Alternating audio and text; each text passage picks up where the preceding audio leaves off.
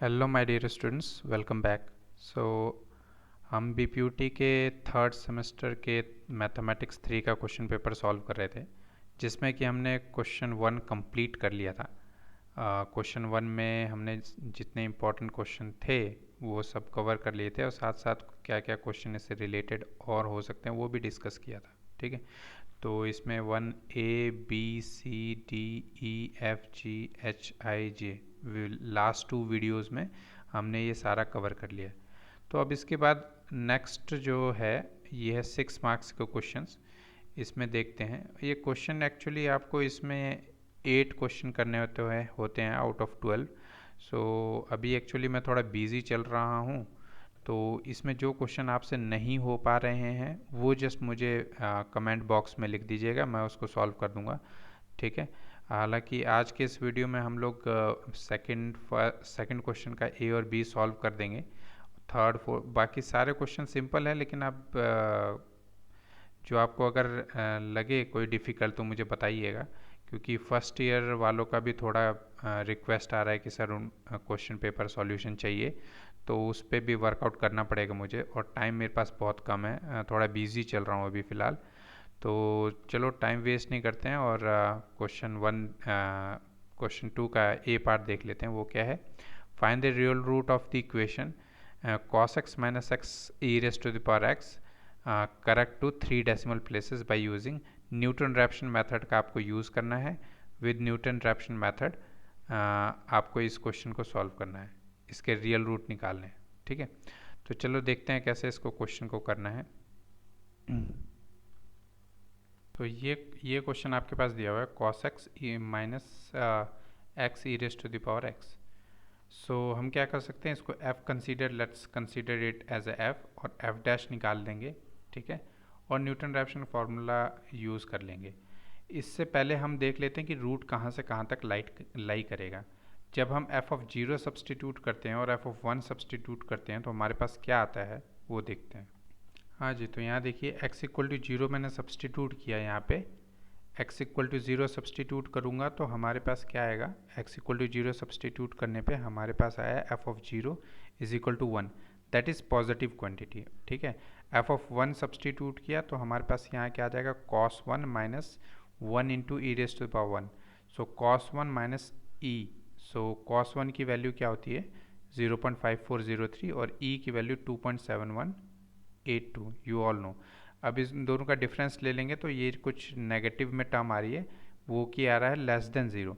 So F of zero greater than zero, F of 1 less than zero, इसका मतलब root किसके बीच में light करेगा, 0 और 1 के बीच में।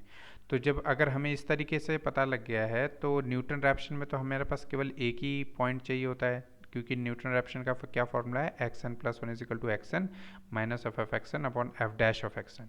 तो मुझे एफ एक्स एन पता है, इसकी डेरिवेटिव मैंने निकाली है, और x की प्लेस पे एक्स एन सब्सटीट्यूट करना है तो मैं एक्स एन सब्सटीट्यूट कर देता हूँ।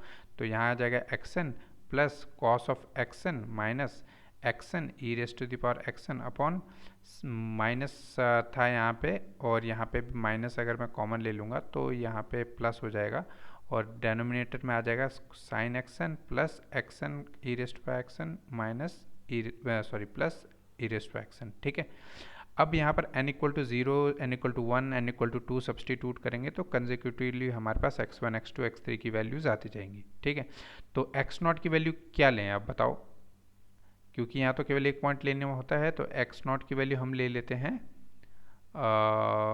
0.5। क्यों बोलो, क्यों 0.5 ले लूँ मैं, क्योंकि x इक्वल एफ ऑफ 0 पे पॉजिटिव है और 1 वैल्यू आ रही है, एफ ऑफ 1 पे नेगेटिव है -2 है, तो आंसर जो है वो थोड़ा बहुत 0 के करीब होगा और 1 से थोड़ा दूर होगा, क्योंकि ये -2 अगर आप मॉड्यूलस निकालोगे तो 0 से काफ़ी दूर हो रहा है, तो 0 के करीब होगा, तो मैं इन दोनों के बीच का पॉइंट ले ले रहा हूँ 0.5। ठीक है, सो एक्स नॉट की वैल्यू मैं 0.5 ले रहा हूँ और एक्स नॉट की वैल्यू 0.5 सब्सटीट्यूट कर देता हूँ। ठीक है, तो जब मैं एक्स नॉट की वैल्यू 0.5 सब्सटीट्यूट करूँगा तो हमारे पास x1 की वैल्यू क्या आ जाएगी 0.5, फॉर्मूले में जस्ट सब्सटीट्यूट करूँगा when n equal to 0, so ये आ जाएगा x1 minus x not f of x not upon f dash of x not.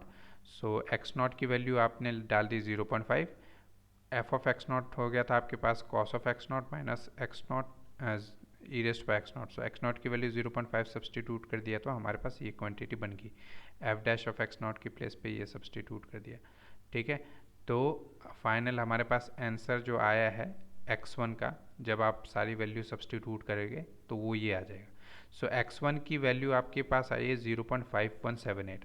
अब न्यूटन रैप्सन फार्मूला के अकॉर्डिंग इसमें n इक्वल टू हम अब क्या सब्सटीट्यूट करेंगे, पहले n इक्वल टू 0 सब्सटीट्यूट किया हुआ था, अब n इक्वल टू 1 सब्सटीट्यूट करेंगे। जब n इक्वल टू 1 सब्सटीट्यूट करेंगे तो यहाँ आ जाएगा x1 minus f of x1 upon f dash of x1। सो जहाँ जहाँ x नॉट था अब क्या हो जाएगा, नेक्स्ट x2 के लिए x1 हो जाएगा। तो देखते हैं वो, यहाँ देखिए यहाँ पे x1 हो गया, x1 ई रेस्ट बाय x1, यहाँ भी x1, हर जगह x नॉट की जगह x1 रिप्लेस हो गया और x1 की वैल्यू अभी आपने ये निकाली है। तो ये x1 की वैल्यू यहाँ पे हर जगह सब्सटीट्यूट कर देते हैं। तो यहाँ पर हर जगह x1 की वैल्यू सब्सटीट्यूट करेंगे और उसके बाद जो भी वैल्यू आएगी हम देख लेते हैं। तो हमारे पास x2 की वैल्यू जो आ रही है वो आ रही है 0.51778। तो आप ध्यान दो, x1 की वैल्यू आपकी निकली थी 0.5178 और x2 की वैल्यू भी निकली है 0.5178। सो ऑब्वियसली जो एरर है वो लेस देन 10⁻³ है। इन दोनों का डिफरेंस करके देख लो तो 0.000 के करीब आएगा। तो यही क्वेश्चन ने पूछा था कि correct up to 3 decimal places. तो इस वजह से हमारा आंसर क्या है यहाँ पे 0.517, ठीक है। इसका आंसर क्या होगा 0.517। करना कुछ नहीं था इस क्वेश्चन में, जस्ट फॉर्मूला यूज़ करो, सब्सटीट्यूट करो वैल्यू, दैट्स इट, ठीक है। ये जो अभी क्वेश्चन किया है हमने cos x minus x E raised by x, उसका ग्राफ भी देख लो और ग्राफ के अकॉर्डिंग भी आपका जो रिजल्ट आ रहा है वो देखो कहाँ आ रहा है, यहाँ रूट आ रही है, ठीक है। रूट कहाँ पे आ रही है नियरली, आप ध्यान से देखो, बहुत जूम कर लिया मैंने, तो जूम करने के बाद पता लग रहा है कि ये 0.517 के करीब आ रही है जो हमारा आंसर है, ठीक है। आई होप अभी पता लग रहा होगा कि ग्राफ से भी ये शो हो रहा होगा कि हमारा रिजल्ट ऑलमोस्ट सही है। सो इसके दो रूट आ रहे हैं, एक रूट यहाँ पर भी आ रहा है लेकिन उसने पॉजिटिव रियल रूट बोला है, तो इस वजह से हमें आंसर जो होगा वो ये होगा, ठीक है।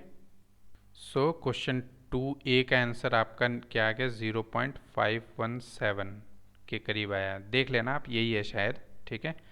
ओके, सो सेकंड क्वेश्चन देख लेते हैं। Solve the equation x³ is equal to 2x + 5, find a positive root by method of false position. इसमें फॉल्स पोजीशन मतलब रेगुलर फाल्सी से बोला है इस क्वेश्चन को सॉल्व करने के लिए।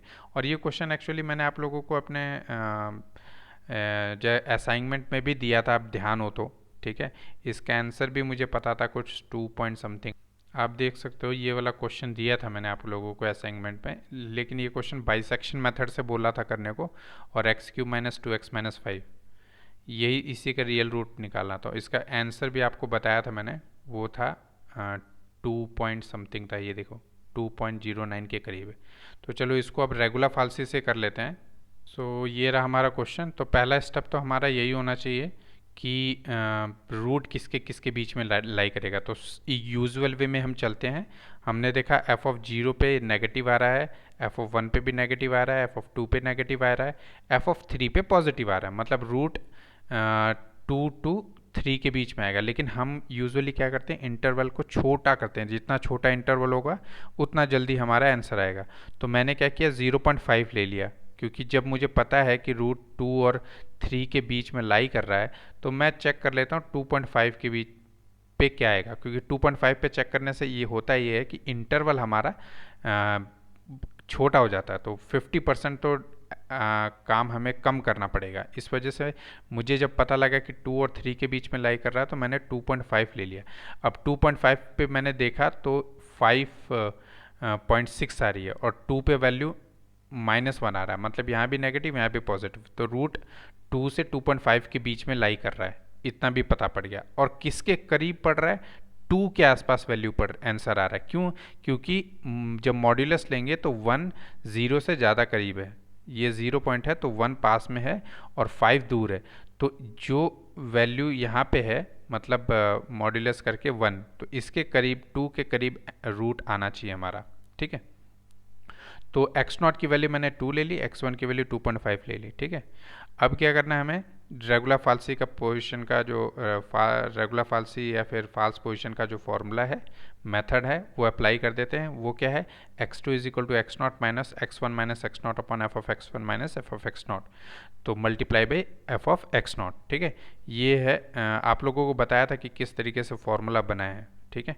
तो इसके बाद क्या करना है, इस क्वेश्चन को बस x2 की वैल्यू क्या होगी, x not minus x one minus x not upon f of x not, x one minus f of x not multiply by F of x not.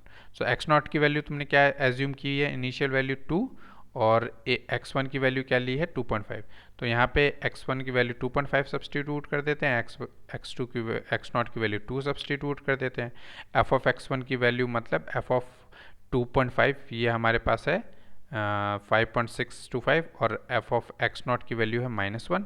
सो ये सब्सटीट्यूट करते थे, देखते हैं हमारे पास क्या आएगा। ये रहा, देखो मैंने वैल्यू सब्सटीट्यूट की, मल्टीप्लाई किया, कैलकुलेशन सारा मैंने खुद ही कर लिया है, बस इसको देख के नोट कर लेना और आंसर आपका आ जाएगा। तो 2.0754 आ रही है, ठीक है। सो x2 की वैल्यू आपकी निकली है 2.7054। सो इसके बाद क्या करना पड़ता है हमें रेगुलर फाल्सी में, इस पॉइंट की भी हमें फंक्शनल वैल्यू चेक करनी पड़ती है कि वो पॉजिटिव आ रही है कि नेगेटिव आ रही है। तो चलो वो भी चेक कर लेते हैं। जब हमने इसको देखा, चेक किया, सब्सटीट्यूट किया x cube minus 2x minus 5 में, सो x की वैल्यू यहाँ पे अभी फ़िलहाल 2.0754 है, तो 2.0754 क्यूब माइनस 2 इंटू 2.0754 माइनस 5, सो ये वैल्यू भी नेगेटिव आ रही है। तो नेगेटिव आ रही है तो हमें क्या करना है, नेगेटिव पहले किसकी आ रही थी, एक्स नॉट में नेगेटिव आ रहा था, तो इस एक्स नॉट को केवल रिप्लेस कर देना, किससे रिप्लेस कर देना है, अब x2 से। तो फॉर्मूला बाकी सेम रहेगा, जहाँ जहाँ एक्स नॉट है अब वहाँ क्या आ जाएगा, वहाँ क्या आ जाएगा x2, ठीक है। क्यों, क्योंकि एक्स नॉट पे पहले वैल्यू नेगेटिव थी और अब नई जो वैल्यू आई उस पे नेगेटिव वैल्यू आ रही है, ठीक है।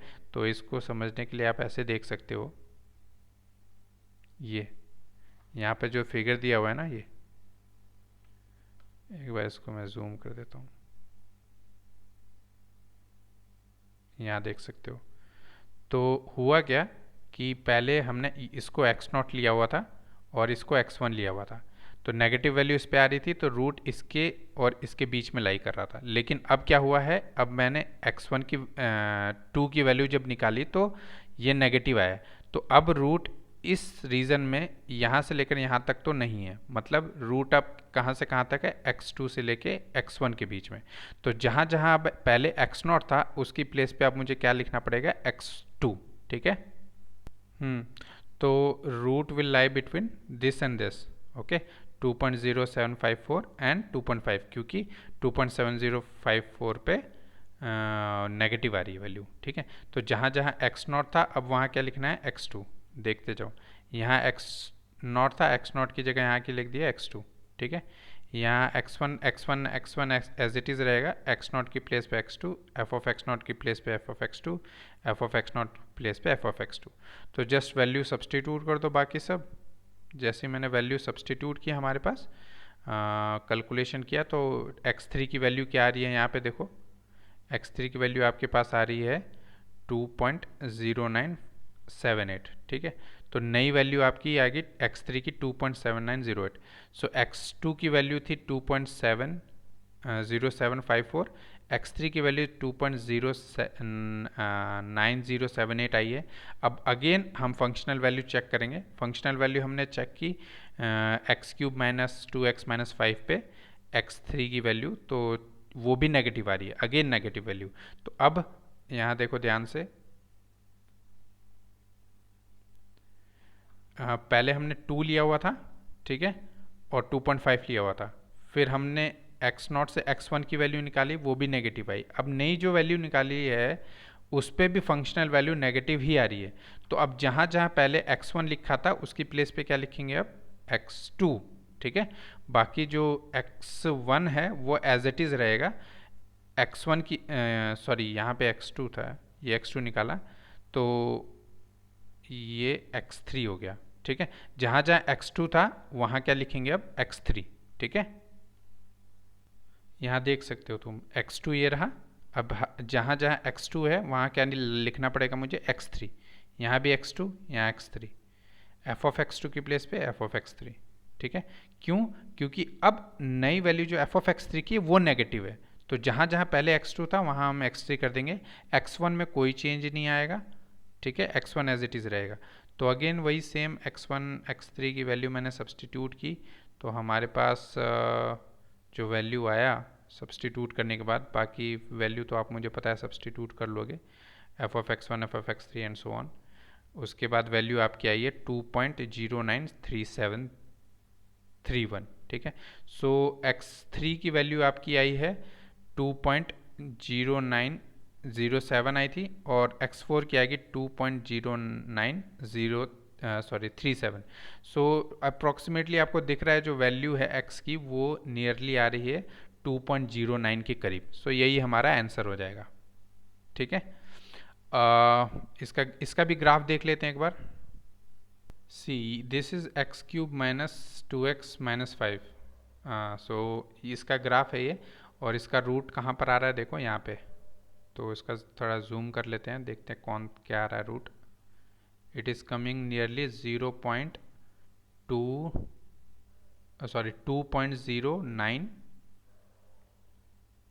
2.09 समथिंग। ओके, 2.09 के करीब आ रही है वैल्यू।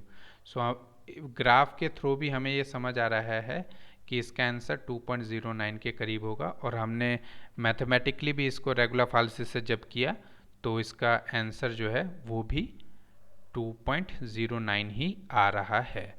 ठीक है, आई होप आप लोगों को ये दो क्वेश्चन समझ आए होंगे। तो 2.09 ही आया। ग्राफिकल मेथड से भी चेक कर लिया हमने, और इधर से भी देख लिया मेथड्स रेगुलर फाल्सी से भी। तो क्वेश्चन पे चलते हैं वापस। So we are getting answer of this problem is nearly 2.09। Okay, so first two question तो मैंने कर लिया है। अब थोड़ा आप लोगों को ऑलरेडी मैं बता चुका है, जैसे कि मैं अभी बिजी चल रहा हूँ, तो ये पूरे क्वेश्चन पेपर में अगर किसी क्वेश्चन में और डाउट है तो आप पूछ सकते हो।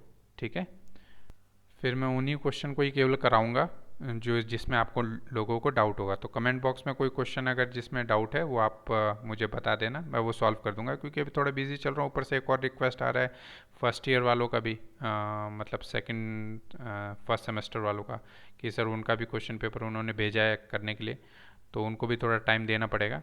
So hope you understand. So thank you guys for watching this video, and please if you have not subscribed the channel please subscribe। okay, ये बहुत ज़रूरी है। ठीक है, so thank you so much for watching, see you in the next video।